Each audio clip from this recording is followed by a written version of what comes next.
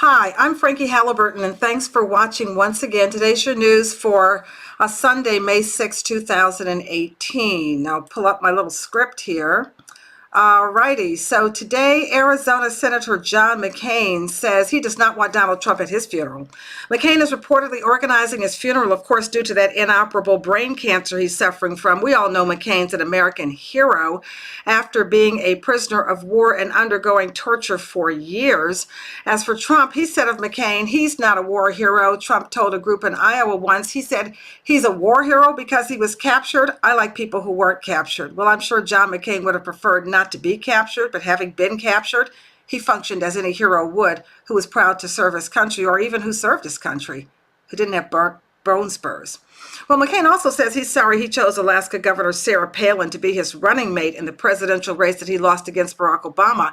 And we are too, because that really was the beginning of people being able to run for very high office in this country who simply were not qualified and who did not have the depth required for the office. Let's turn to the Washington Post. It's reporting today that in the 9 years before he ran for president, Donald Trump's company spent more than $400 million in cash on new properties. Wow. Where did he get that money? Especially after he had had a string of commercial bankruptcies. Boy, we know what happens to you if you have just one bankruptcy.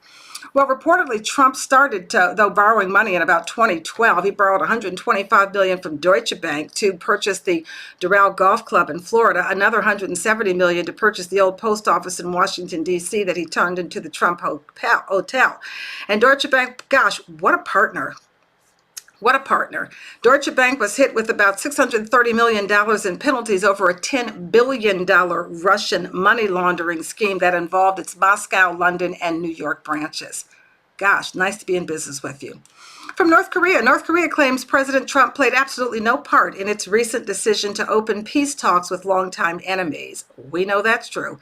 Kim Jong-un says the Trump administration is misleading the public into thinking that the Trump administration pushed North Korea to negotiate.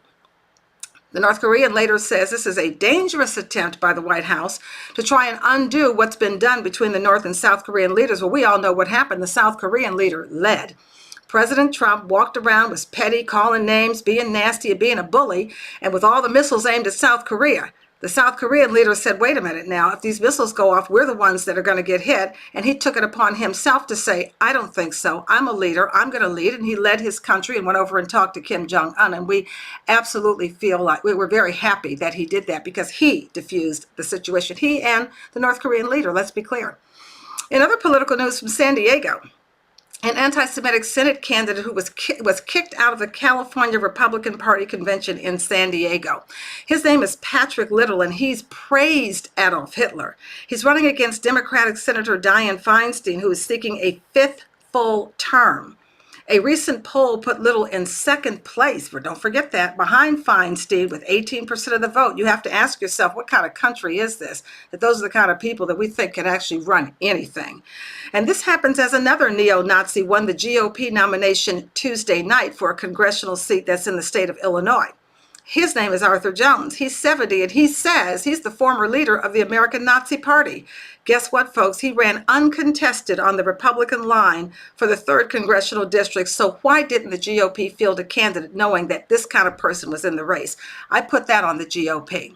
Well, I'm Frankie Halliburton. I thank you so much for joining me. I'll see you tomorrow for another newscast. Hey, tell your friends. Have a good day.